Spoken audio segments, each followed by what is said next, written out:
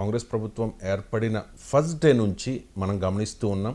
ఇంకా 6 నెలల్లో ఈ ప్రభుత్వం పడిపోతుంది అని చెప్పి ప్రతిరోజు ఎవరో ఒకరు హరీష్ కానీ, కేటీఆర్ కానీ, ఇతర బీఆర్ఎస్ నాయకులు కానీ పదే పదే మాట్లాడేవారు. ఈ మధ్యనైతే మాట్లాడడం లేదు. అండ్ ఇప్పుడు కేసీఆర్ ప్రజలే బుద్ధి చెప్తారు, మేము ప్రభుత్వాన్ని పడగొట్టే ఉద్దేశం లేదని మాట్లాడారు. ఎందుకు ఈ మార్పు సార్? అంటే పడగొట్టలేరని అర్థమైందేమో. ఎందుకంటే 2023 ఎన్నికలు అయ్యాక కాంగ్రెస్ పార్టీకి వచ్చిన సీట్లు ఇంక్లూడింగ్ మిత్రపక్షమైన సిపిఐతో కలిపితే 64. ఆ తర్వాత ఉప ఎన్నికల్లో గెలిచిందంతా 65. 65 అంటే ఏంటి? ఒక్క 6-7 ఎమ్మెల్యేలు అటు ఇటు అయితే ప్రభుత్వం పడిపోతుంది.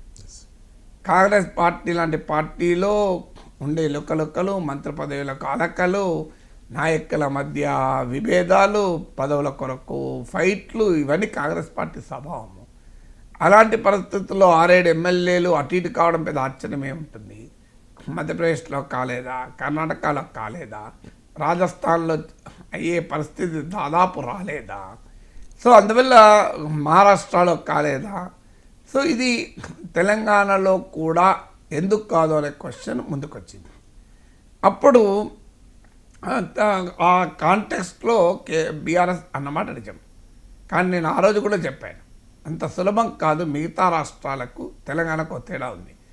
మీరు మధ్యప్రదేశ్, కర్ణాటకను తెలంగాణతో పోల్చలేరు. ఎందుకు పోల్చలేరంటే ఇక్కడ అక్కడ చేసింది బీజేపీ. పోనీ ఇక్కడ బీఆర్ఎస్ చేసిందన్నా బీఆర్ఎస్ బీజేపీలో కలవకుండా కాంగ్రెస్ పార్టీ ఎమ్మెల్యేలను లాక్కున్నా కూడా అధికారం రాదు. మీరు ఒకవేళ కాంగ్రెస్ నుంచి ఒక 10 మంది వస్తారనుకుందాం, బీఆర్ఎస్లోకి 10 మంది వచ్చినా కూడా అధికారం వస్తుందా?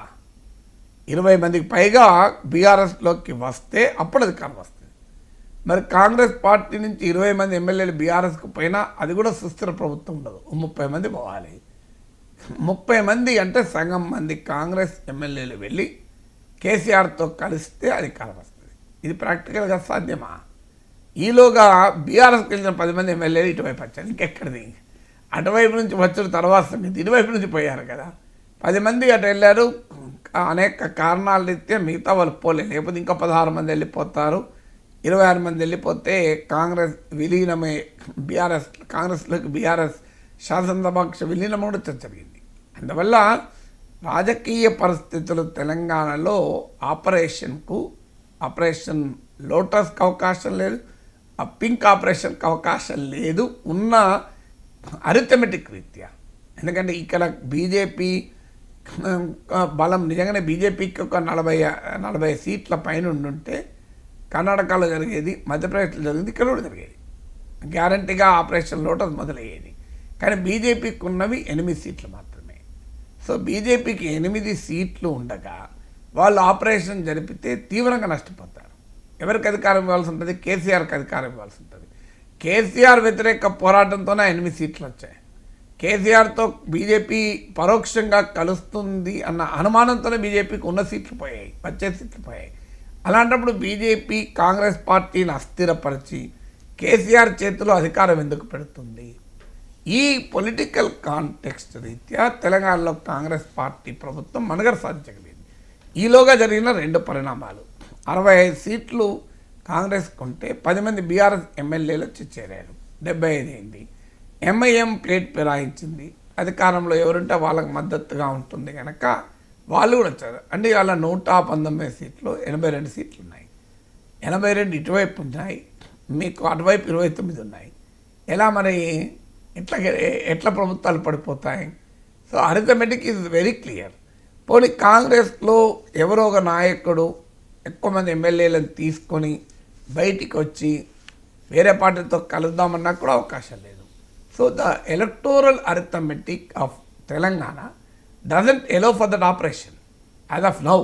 ఫ్యూచర్లో ఇంకా ఏమైనా మార్పులు వస్తే తప్ప కాంగ్రెస్ పార్టీ నిట్ట నిలువున చీరి వచ్చినా కూడా అది ఎన్నికలకు దారితీస్తుందే తప్ప కొత్త ప్రభుత్వం ఏర్పాటుగా అంత సులభం కాదు.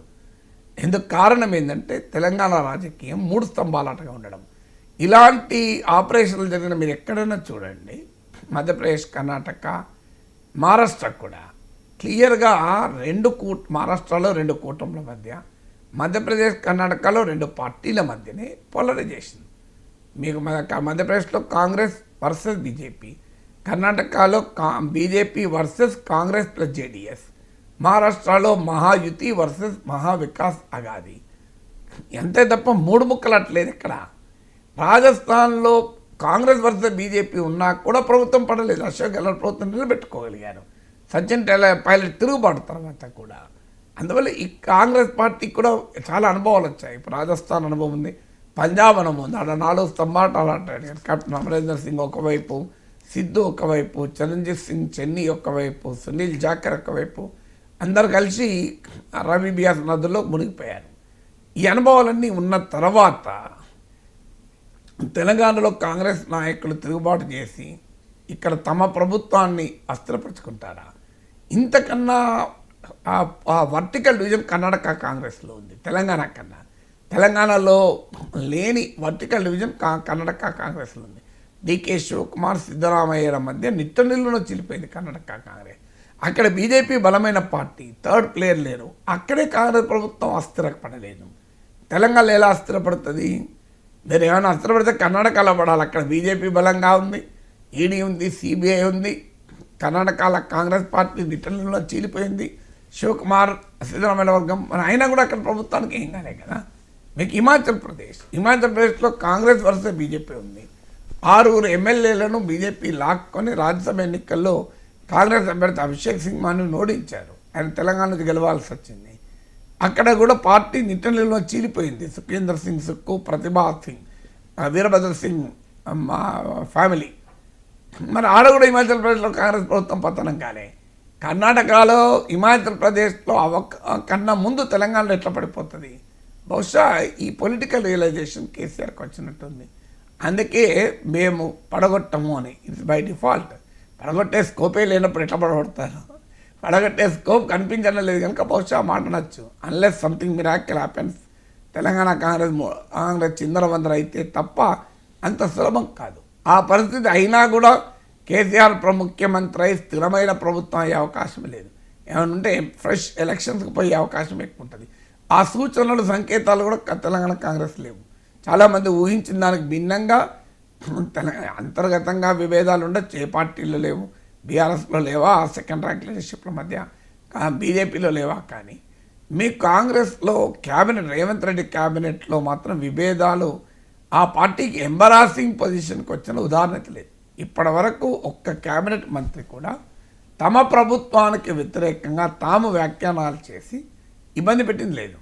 మీ కాంగ్రెస్ పార్టీ ఎమ్మెల్యేలు రాజగోపాల్ రెడ్డో, ప్రేమ్ సాగర్ రావు, ఇంకోరో తమకు మంత్రి పదవి రాలేదనే యాంగిల్లో మాట్లాడారే తప్ప క్యాబినెట్లో విభేదాలను అయితే ఎక్కడా ప్రదర్శించుకోలేదు. ఉండవా అంటే రాజకీయ వ్యవస్థలు ఉంటాయి, కానీ అది కాంగ్రెస్ పార్టీకి, ప్రభుత్వానికి ఎంబరాస్మెంట్ తెచ్చే విధంగా కాంగ్రెస్ పార్టీ ప్రవర్తించడం లేదు. యునీక్ అది కాంగ్రెస్ పార్టీలో స్వభావానికి భిన్నం. అది అయినా చేయగలుగుతుంది. వాళ్ళు ఇది గమనించిన కేసీఆర్కి ఈ ప్రభుత్వాన్ని ఎలాగో పడగొట్టలేము, అదేదో మనకెందుకు ఆ చెడ్డ పేరు, అప్రతిష్ట, అది అనేస్తే సరిపోతుందిగా మేము పడగొట్టము అని. పడగొట్టే అవకాశం ఉంటే ఎందుకు కొనేవాళ్ళం? ఆ ప్రయత్నం చేయలేదా అంటే ప్రయత్నం చేశారో లేదో తెలియదు, కానీ మాట్లాడేది మాట్లాడారు కదా స్టార్టింగ్లో. గులాబీ జెండాతోనే తెలంగాణ కళ సాకారమైంది. 10 ఏళ్ల పాటు పాలనలో అద్భుతాలు చేసి చూపినాం. కానీ